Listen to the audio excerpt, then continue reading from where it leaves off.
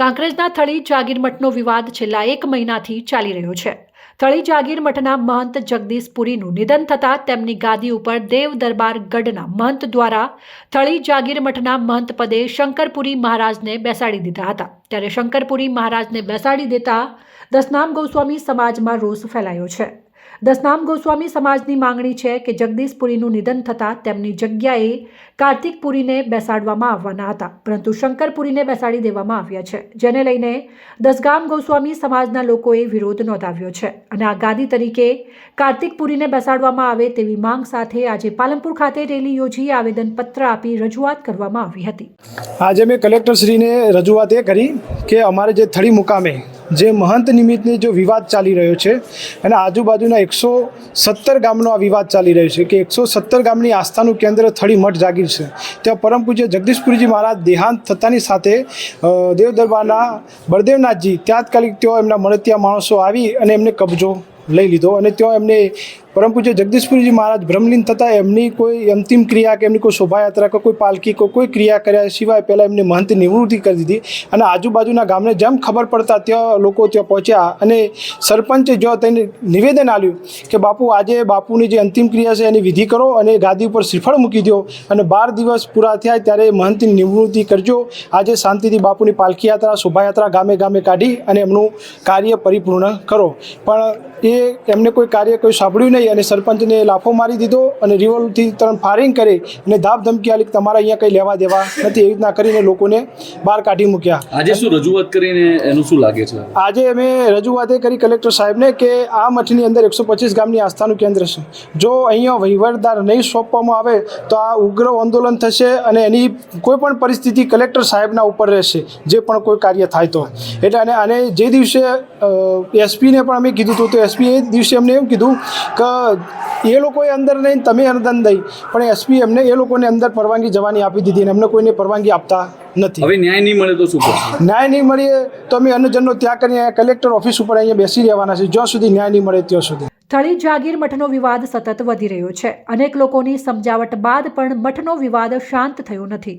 સમગ્ર વિવાદને લઈને દસનામ ગોસ્વામી સમાજના લોકોએ આક્ષેપો કરતા કહ્યું હતું કે દેવગઢ દરબાર ગઢના મહંતે ગોસ્વામી સમાજ વિશે અભદ્ર શબ્દો બોલ્યા છે અને થળી જાગીર મઠમાં લૂંટફાટ કરી છે અને પૈસા ખાઈ ગયા છે। જગદીશપુરીનું નિધન થતાં તેમની અંતિમ વિધિ પણ રીતિ રિવાજ મુજબ કરવામાં આવી ન હતી અને તેમના નિધન બાદ ખોટી રીતે શંકરપુરીને ગાદી ઉપર બેસાડી દેવામાં આવ્યા છે।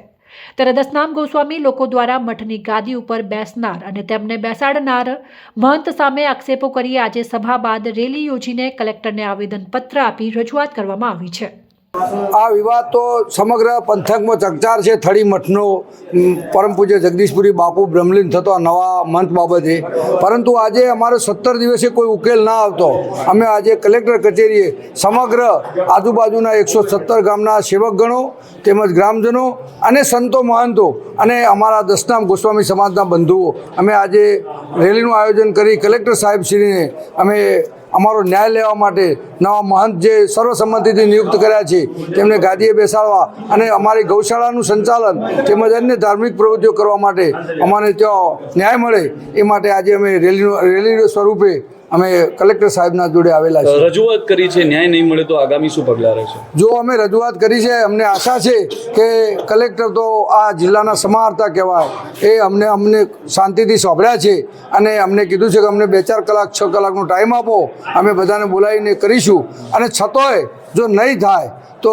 અમે બધા અનશન ઉપર ઉતરવાના છીએ અને અહીંયા અમારું આંદોલન ચાલુ રહેશે જ્યાં સુધી આ ન્યાય નહીં મળે ત્યાં સુધી અમે અહીંયા જ રહેવાના છીએ। ઓકે, આપનું નામ ને હોદ્દો? મારું નામ મહેશગીરી ગોસ્વામી, હું મહેસાણા તાલુકા દસનામ ગોસ્વામીનો અધ્યક્ષ છું। થળી જાગીર મઠના વિવાદમાં હવે કાંકરેજ પંથકના લોકો સહિત સંતો અને મહંતો આજના વિરોધ કાર્યક્રમમાં જોડાયા હતા। તેમનું માનવું છે કે મહંત કાર્તિક પુરીને જાગીર મઠના મહંત બનાવવા જોઈએ અને શંકરગીરીને દૂર કરવા જોઈએ। ત્યારે હાલ તો એક ગાદી માટે 2 મહંતની લડાઈનો વિવાદ સતત વધતો જોવા મળી રહ્યો છે। નીકળીને તે બાદ જિલ્લા કલેક્ટરને આવેદનપત્ર પાઠવાયું છે, શું માંગ કરાઈ છે?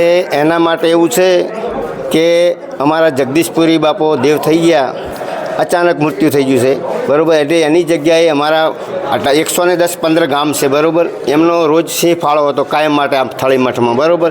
એટલે એના લીધે આ થળી ચાલતી હતી બરાબર. એટલે આ લોકોએ જગદીશપુરી બાપાને અમારે વરઘોડું નીકળે, બીજું મંગળવારને દાડે ભૂમિ પૂજન થાય, ભૂમિ ખોદાય નહીં, છતાં આ લોકોએ ખોદી જેમ આપણે કૂતરું દાટે એવી રીતે બાપુને દાટી દીધા બરાબર. બાપુની લાશ એક સાઈડ પડી હતી ને આ લોકો તિલક કરીને ભાઈને બિહારી દીધા, ક્યાંયથી લાવીને બિહારી દીધા બરાબર. કોઈને પૂછું ઘાસું નથી. અમારા બાજુના ઓબલુણ ગામના સરપંચ કહેવા ગયા કે બાપુ આવી રીતે ના હોય, આપણે શ્રીફળ મૂકી દો ગાદી ઉપર અને પછી આપણે બાપુની વિધિ પતી જાય પછી આપણે અમને તિલક કરશું જેને કરવું છે, અને પછી ગામના ભેગા કરીને. તો આ બાપુએ કીધું કે આમાં કોઈનું ના ચાલે, આમાં મારું ચાલશે બરાબર એમ કહીને તિલક કરી અને આ ગાદીએ બેસાડી દીધા.